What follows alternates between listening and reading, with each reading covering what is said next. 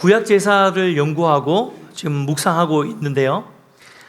우리는 이 구약의 제사를 통해서 예배를 바라보시는 하나님의 마음을 참 많이 느낄 수 있었습니다. 지난 5주 동안 함께 살펴보았던 레위기 계론과 또 번제, 그리고 지난주에 했던 소제 첫 번째 내용들을 통해서 하나님이 우리의 예배에 대한 이러한 기대를 가지고 계시는구나, 우리가 이렇게 예배자의 마음으로 하나님께 나오기를 원하시는구나 라는 것들을 레위기 말씀을 통해 함께 지금 살펴보고 있는데요. 오늘은 지난주에 이어서 소제의 두 번째 말씀으로 함께 나눌 텐데요. 오늘 이 말씀을 통해서도 하나님이 우리의 예배를 어떠한 예배로 꿈꾸고 계시고 기대하고 계시는지, 또 우리는 어떠한 예배자로 하나님 앞에 나가야 되는지를 함께 깨닫는 시간이 되시기를 축복합니다. 한 편의 연극이 만들어지기까지는요, 중요한 세 가지의 인물이 필요하다, 역할이 필요하다라고 합니다. 첫 번째는 감독이죠.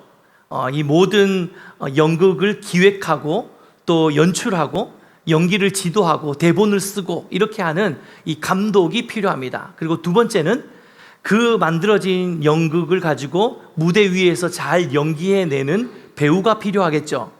그리고 마지막으로 연극이 완성되려면 꼭 필요한 사람들이 있습니다. 누구냐면 바로 관객입니다. 관객이 없는 연극은 의미가 없죠. 그 잘 만들어진 연극을 이 자리에서 앉아서 그것을 지켜보고 함께 그것을 기쁨을 누리는 관객들이 있을 때 이 연극이 비로소 완성이 되었다라고 볼 수 있습니다. 그런데요, 이 같은 맥락에서 연극과 굉장히 유사한 감독과 배우와 관객이 필요한 것이 있습니다. 뭘까요? 예배입니다. 바로 예배예요. 우리가 드리고 있는 예배. 우리는 흔히 이 예배 안에도 이 감독의 역할을 하는, 그리고 배우의 역할을 하는, 그리고 이 관객의 역할을 하는 사람이 있다는 것을 우리는 알고 있습니다. 대부분 이렇게 생각하시겠죠. 하나님이 우리의 모든 예배의 총감독이 되시고, 그리고 배우는 이렇게 무대 위에, 강대상 위에 올라와서 막 떠들고 있는 저 같은 설교자나 아니면 우리 찬양팀들, 연주자들, 이런 사람들이 마치 배우가 되는 것처럼. 그리고 오늘 특송했던 우리 백수현 목사님, 백수현 목사님 자기 곡이거든요. 너무 좋죠. 네, 그래서 오늘 이렇게 찬양했던 우리 백수현 목사님처럼 뭔가 이렇게 막 예배드리고, 물론 하지만 이것을 일종의 공연처럼 생각한다면 마치 여기가 무대이고 우리가 배우가 되는 것이죠. 그리고 관객은 누구입니까? 지금 여러분 앉아 계신 이 회중들을 관객으로 생각하기 쉽습니다.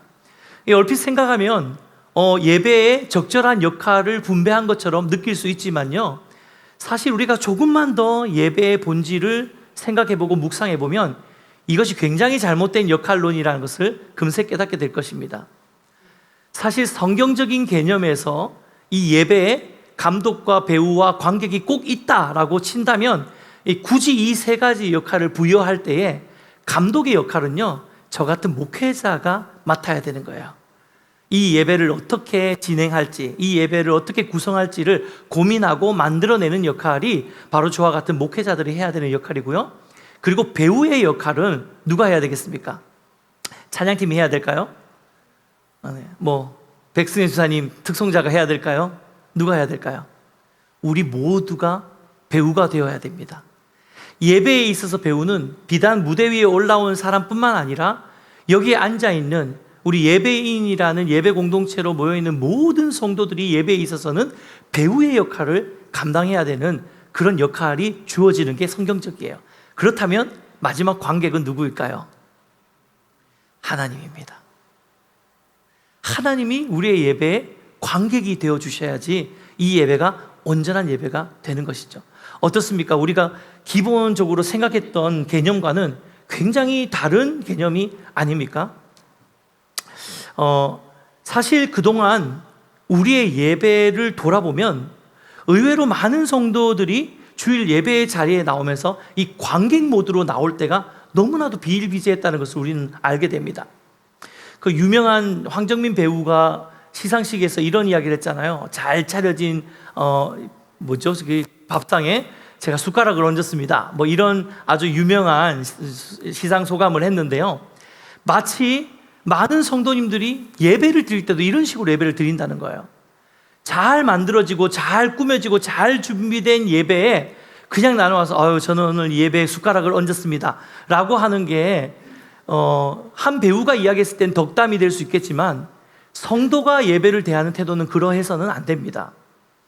모든 것이 다 갖춰져 있는 예배를 와서 누리고 그냥 앉아있다가 돌아가는 것, 이거는 정말 말 그대로 예배 보러 오신 거예요. 왜 흔히 우리 시쳇말로 이런 이야기, 오늘 예배 보러 간다 이런 이야기 하시는 분들 계시잖아요. 예배 보러 가시는 거예요. 그건 예배를 드리는 게 아닙니다. 예배를 하는 게 아니에요. 정말로 하나님이 원하고 계시는 예배는 우리가 스스로가 배우가 되어서 다른 누군가에 의해 진행되어지는 예배가 아니라 저와 여러분 한 사람 한 사람이 하나님 앞에서 배우로서 우리가 하나님을 기쁘게 하고 하나님께 우리의 예배를 올려드리고 하나님의 이름을 찬양하고 높여드리면서 우리 스스로가 해야 되는 이 영적인 작업이 바로 예배라는 것입니다. 아멘입니까? 오늘 찬양팀 연주가 너무 좋았네요. 우리 지웅 형제 찬양 인도가 날이 갈수록 좋아지네. 오늘 백순 여사님 자기 곡이라고 잘 부르네. 오늘 목사님 설교가 간결하고 임팩트 있는데, 여러분 바로 이런 것들이 알게 모르게 점점 우리가 예배드리는 우리의 태도가 관객 모드로 변질되고 있다는 반증이 아닐까요? 사랑하는 여러분, 예배는 다른 누군가가 아니라 바로 우리 자신이 하나님 앞에서 온 마음을 다해 올려드려야 되는 시간인 줄 믿습니다. 그래서 이 강대상이 무대이고 여러분이 관객이 아니라 이 온 공간이 다 무대가 되는 것입니다. 할렐루야. 그리고 관객이 누구라고요? 하나님이에요. 하나님이 관객으로 이곳 가운데 임하셔서 우리가 지금 다 드리고 있는, 그게 사실 제가 참된 예배가 어떤 예배일까 고민하다가 이런 생각도 해봤어요. 강대상을 돌려가지고 제가 이렇게 설교를 한번 해볼까? 네. 하나님이 여기 계신다고 생각을 하고, 이게 예배가 맞거든요, 사실은. 제가 여러분 앞에 무슨 앞에 서 있는 배우가 아니에요. 우리 모두가 배우인 줄 믿습니다. 그런 의미에서 소재는 하나님이 관객의 마음으로 정말 우리 한 사람 한 사람이 드리는 예배를 보고 예배를 받기 원하시는 그 하나님의 관객의 마음이 너무 느껴지는 제사가 바로 이 소재예요. 이게 무슨 말인가 하실 텐데 제가 한번 이 말씀을 나누면서 설명을 드리겠습니다. 지난주에 우리가 소재에 대해서 나누었는데요, 소재의 예물에 대해서 설명을 해드렸습니다. 소재의 예물이 뭐였다고 말씀드렸죠? 곡물가루, 곡식가루라고 했죠. 주로 뭐였다고요? 밀가루. 와, 여러분 수준이 대단하십니다. 평신도 이 정도 알면 엄청 많이 하시는 겁니다. 소재의 주재료는 밀가루였습니다. 그리고 혹은 그 밀가루로 빚어서 만든 혹은 구워서 만든 그런 음식물, 이게 바로 소재의 내용이었죠. 사실 이것은 지난주도 말씀드린 것처럼 이러한 소재의 의미 안에는 별로 특별할 것 없는 아주 평범한 우리가 아침 저녁으로 먹는 일상적인 그러한 매일의 삶을 우리께 하나님께 드린다는 그 의미를 가지고 있다라고 말씀을 드렸습니다. 그런데요, 여기에는 또 다른 중요한 의미가 하나 더 들어가 있어요. 그것은 이 소재 제사의 예물인 곡식가루나 밀가루로 만든 음식물들은 사실 모든 구약 제사의 예물 중에서 가장 저렴한 것이었어요. 가장 싼 거였습니다. 가치가 가장 떨어지는 거였어요. 레위기를 보면요, 하나님께 드리는 제물에는 여러 종류가 있거든요. 소재를 제외한 구약의 나머지 4개의 제사들은 다 짐승, 가축 제사였기 때문에 그 가축의 여러 종류들을 레위기에서는 설명하고 있습니다. 대표적으로 소, 양, 염소, 그리고 비둘기, 이렇게 여러 종류의 제물이 다 이렇게 놓여져 있었고요. 이런 다양한 제물은 이 헌제자들이 선택할 수 있도록 하나님이 열어주셨습니다. 자, 그렇다면 여기서 질문, 하나님이 왜 이렇게 다양한 제물을 선택해서 하나님께 제사 드릴 수 있도록 이렇게 다양한 옵션을 넣어주셨을까요? 왜 그러셨을까요? 그냥 적당히 양으로 퉁쳐가지고 양을 드려라 이러면 될 걸, 소를 드릴 수도 있고 양을 드릴 수도 있고 염소를 드릴 수도 있고 비둘기를 드릴 수도 있고, 왜 이렇게 다양한 제사의 예물을 선택할 수 있도록 우리에게 만들어 주셨을까요? 혹자들은 이렇게 생각할 수 있을 것 같아요. 하나님이 소고기 스테이크를 주로 좋아하시는데 좀 드시다 보니까 약간 물려가 양꼬치도 좀 먹고 싶고, 그러다가 좀 기력이 떨어질 때면 염소고기도 좀 먹고 싶고, 한 번씩 별식으로 조류도 먹고 싶으니까 하나님이 다양한 고기를 요구하셨다, 뭐라고 생각할 사람 없겠죠. 네, 아니죠, 당연히. 사실 하나님께서 이렇게 다양한 재물을 우리에게 열어주신 이유는요, 이것은 경제적인 형편이 어려운 사람들도 예배에서 소외되지 않도록 하신 하나님의 배려였어요. 특히 비둘기와 같은 경우는요, 하나님께서 이 비둘기가 가장 사실 가난한 자들이 바칠 수 있는 좀 만만한 재물이잖아요. 내가 너무 형편이 어려운데 소를 사서 하나님께 제사를 드려라 라고 하나님이 결정해 놓으셨으면 저는 1년이 가도 2년이 가도 3년이 가도 예배드리기 쉽지 않을 거예요. 예배드리기 프로젝트 해가지고 막 이렇게 소를 살 수 있는 돈을 한 3년쯤 모은 다음에 그 다음에 3년에 한번 큰 맘 먹고 소를 사가지고 드디어 내가 하나님께 오늘 예배를 드린다 이러고 갈 수밖에 없는 그런 상황인데, 하나님이 그런 모든 상황들을 다 배려해 주신 거예요. 그래서 가난한 사람들도, 정말 형편이 어려운 사람들도 하나님 앞에 예배 드리는 것을 소외당하지 않도록 이 조그만한 산비둘기를 사서 하나님께 드릴 수 있도록 허용해 주신 것이죠. 특별히 하나님의 이 배려가 얼마나 섬세한가를 나타내는 구절이 있는데, 레위기 1장 17절 상반절 함께 읽어볼까요? 함께 읽겠습니다. 시작. 또 그 날개 자리에서 그 몸을 찢되 아주 찢지 말고 제사장이 그것을 제단 위에 불 위에 있는 나무 위에서 불살라 번제를 드릴지니. 자, 이게 무슨 이야기냐면요, 비둘기를 하나님께 드릴 때에 그 날개 자리, 이 날개죽지 있죠, 이 날개 자리에서 그 몸을 찢되, 날개를 이렇게 찢으라는 거죠. 자, 비둘기가 보통 이렇게 접혀 있잖아요. 요 날개를 이렇게 펴가지고 여기를 찢으라는 거예요. 이렇게 싹 이렇게 찢어가지고 쫙 이렇게 펼쳐라는 겁니다. 그렇게 해서 제단 위에 올려놓아라 라고 지금 이야기를 하고 있는데, 왜 이렇게 하셨을까요? 커 보이게 하려고. 보세요, 옆에 보니까 옆에는 막 소 막 잡고 이렇게 막 올리고 막 난리 났어요. 나 요만한 거 갖고 왔단 말이에요. 요만한 비둘기 가지고 왔어요. 얼마나 마음이 위축될까요? 좀 초라하게 느껴질 수 있잖아요. 거기에 대한 배려예요. 날개 쭉지를 잘라서 펼친 다음에 더 넓게 만들어서 이거를 올려서 불태워라. 다른 모든 제물에 있어서는 그런 하나님의 명령이 없습니다. 딱 비둘기에만 그 명령을 하시는 거예요. 여러분, 우리 하나님이 너무 정말 섬세하지 않습니까? 네. 제가 봤을 때는 이게 MBTI로 따지면 뭐라고 해야 됩니까? 이거 좀 공감을 잘할 수 있는 그런, 뭐죠 그게? F? 네, F. J가 아니고 F인 거예요? T가 아니고, 네네. 제가 잘 모르거든요. 네. T가 아니고 F신 거죠. 네. 하나님 정말 공감을 잘 해주시는 것 같아요.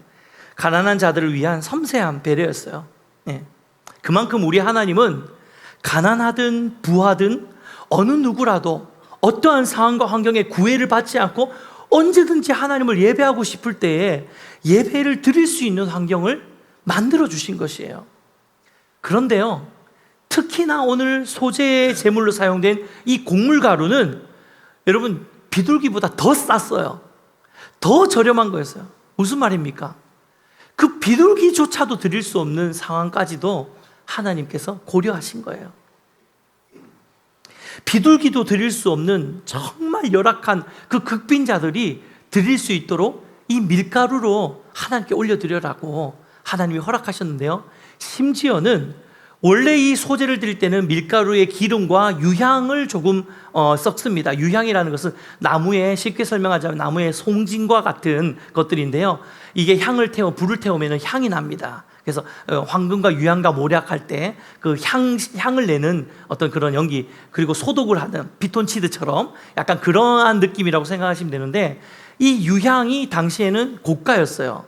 근데 이 유향을 밀가루에다가 섞어서 그것을 가지고 하나님께 드려라 라고 했는데, 혹여라도 이 유향을 살 그 돈마저도 부담이 될 수 있는 정말 가난한 자들 중에서도 더 가난한 극빈자들에 대한 하나님의 배려로, 너네가 만약에 유향을 섞을 그런 형편이 안 된다면 괜찮아, 유향 안 섞어도 되니까 그냥 밀가루만 드려, 아니면 그 밀가루로 음식을 만들어서 그걸 드려 라고까지 허용해 주신 게 바로 이 하나님의 배려라는 거예요.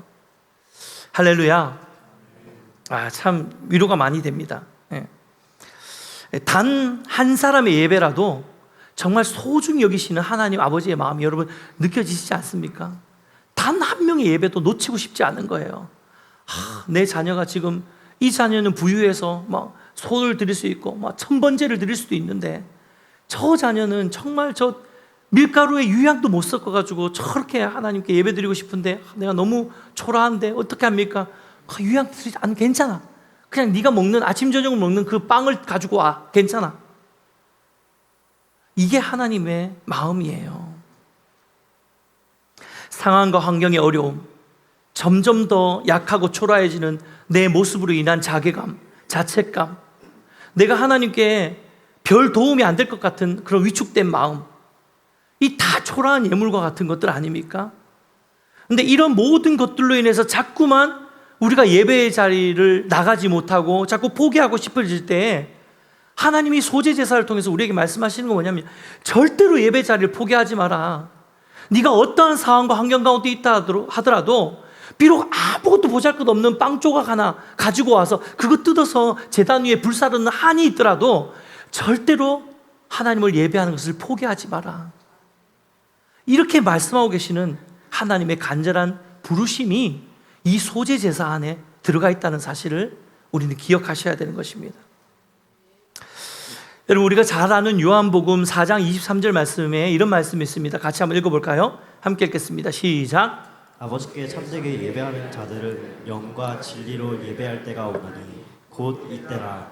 아버지께서는 자기에게 이렇게 예배하는 자들을 찾으시느니라. 여러분, 우리가 이거 예배에 대해서 이야기할 때 가장 대표적으로 이야기하는 구절 아닙니까? 도대체 하나님이 뭐가 부족하셔서 이토록 예배받고 싶어서 안 달라는 사람처럼 막 이렇게 하십니까? 심지어 하나님이 예배하는 자를 찾으신다는 거예요. 이게 되게 적극적인 표현이거든요. 하나님이 엄청 능동적으로 적극적으로 도대체 누가 나를 예배할까? 없나? 예배한 사람 없나 좀? 예배한 사람 어디 없나? 찾고 계신데요. 뭐 한다고요, 하나님이? 여러분, 한번 생각해 보세요. 우리가 무슨 하나님을 찬양한다고 해가지고 하나님의 이름이 더 높아지십니까? 우리가 찬양을 안 하면 하나님의 이름이 더 낮아지십니까? 아니요. 하나님은 우리의 찬양과 관계없이, 우리의 예배와 관계없이 이미 가장 높으신 분이신 줄 믿습니다. 여러분, 우리가 그 예물 뭐라고 그거 갖고 온다고 하나님이 좀 더 부유해지십니까? 여러분, 헌금 안 하면 하나님 가난해지시는 분입니까? 아니에요. 하나님은 온 땅의 주인이십니다. 그런데 하나님이 뭐가 아쉽다고 이렇게 예배한 자를 찾고 계실까요?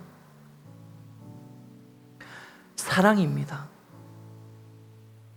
그 자녀를 만나고 예배를 통해서 그 자녀와 교제하고. 여러분, 우리가 하나님께 예물을 가지고 나오는 이유는요, 하나님이 내 삶의 주인임을 인정하는 행위예요. 하나님 좀 도움 좀 사는데 좀 힘드신가요? 좀 도와드릴게요. 그거 아닙니다, 여러분.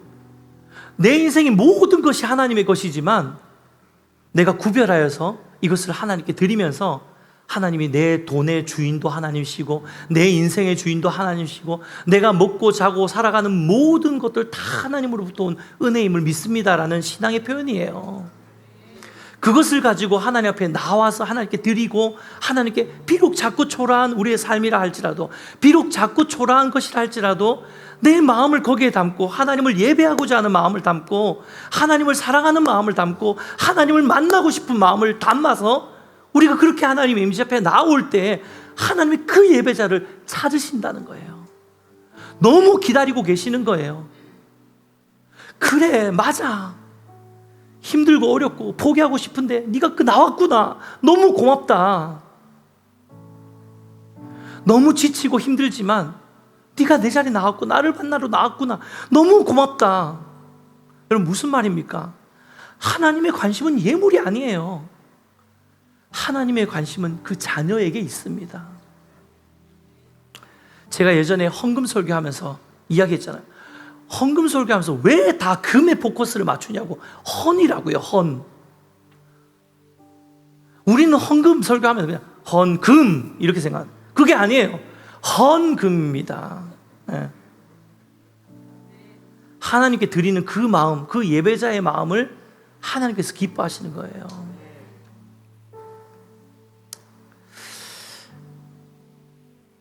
하나님의 관심은 예물의 가치나 종류에 있는 것이 아닙니다. 가인과 아벨의 제사에서 나누었듯이 하나님의 관심은 그 제물의 종류와 가치가 아니라 예배자의 마음에 있는 것입니다. 할렐루야. 예수님께서 칭찬하셨던 그 두 렙돈, 정말 얼마 안 되는 렙돈, 보통 우리 뭐 드라크마, 달란트 막 이렇게 이야기하잖아요. 렙돈 들어보셨습니까? 이 별로 이게 가치가 그렇게 많지 않은 돈이에요. 이 두 동전을 내었던 그 과부의 이야기도 같은 맥락이에요. 과부가 드린 그 렙돈이 다른 사람들에 비해서는 너무 초라한 예물이었습니다. 마치 옆에서는 소를 드리고 있는데, 옆에서는 양을 드리고 있는데, 나는 비둘기도 못 드려가지고 밀가루, 그것도 유향이 빼져 있는 밀가루 떡을 반죽한 그거 떡 조각 들고 가가지고 빵 부스러기 올려드리는 것 같은 정말 부끄럽고 죄송한 마음으로 하나님에 나왔지만, 바로 그 예물, 그 예배를 하나님이 너무너무 기쁘게 받으셨다는 거예요. 과부의 예배가 바로 그러한 소제를 드리는 예배였습니다. 말씀을 맺겠습니다. 사랑하는 여러분, 소제는 모든 제사의 예물 중에 가장 초라하고 작은 예물이었습니다. 하지만 아이러니하게도 구약의 5대 제사 중에서 하나님께서 이 소제를 표현하시면서 지극히 거룩한 제사다, 지극히 거룩한 제사다라고 이야기를 하고 있습니다. 레위기 2장 3절 같이 읽어보시겠습니까? 시작. 그 소제물에 남은 것은 아론과 그의 자손에게 돌릴지니 이는 여호와의 화제물 중에 지극히 거룩한 것이니라. 이게 무슨 뜻일까요? 비록 우리 자신의 모습이 너무나도 초라하고 볼품없는 작은 예물과 같다고 느껴질 수 있습니다. 하지만 그럼에도 불구하고 어떠한 상황 속에서 포기하지 않고 우리가 진심을 담아서 하나님을 예배한다면 하나님이 우리가 드리는 그 예배를 가장 귀하고 소중한 지극히 거룩한 예배로 받으실 줄 믿습니다. 사랑하는 여러분, 혹시 지금 여러분의 삶의 자리가 너무나도 팍팍해서 도무지 예배할 마음의 여유가 없는 분들 혹시 이 자리에 계십니까? 또는 재정적인 어려움으로 하나님께 아무것도 내가 드릴 게 없어가지고 괜히 마음이 위축되고 초라하고 때때로 서글프고 그런 감정에 휩싸여서 너무 지쳐있는 분들 혹시 계십니까? 아니면 여러분 자신의 삶이나 여러분의 모습이나 여러분 안에 있는 숨겨둔 죄악들의 모습들이 너무 부끄러워서 너무 초라하게 느껴져서 하나님 앞에 나오기가 민망해서 자꾸만 온전한 예배자로 서지 못하고, 남들은 다 손들고 찬양하는데 나는 손드는 게 너무 가식적이고 위선인 것 같아가지고 자꾸 움츠러들고 그러면서 예배 자리에 못 나가시는 분들 혹시 계십니까? 아니에요. 바로 그때가 하나님을 예배해야 될 때인 줄 믿습니다. 하나님은 우리가 드리는 가장 작고 초라하고 연약하고 볼품없는 그 예배를 기다리고 계신다는 거예요. 찾으시고 계신다는 것입니다.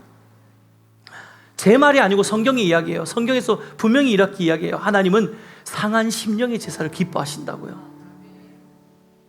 상한 심령으로 하나님을 예배하는 예배자를 찾고 계신다고요. 사랑하는 여러분, 기도하고 축복하는 것은 우리가 하나님이 찾으시는 바로 그 한 사람의 예배자, 그 예배자가 저와 여러분이 되시기를 주님의 이름으로 축복해 드립니다.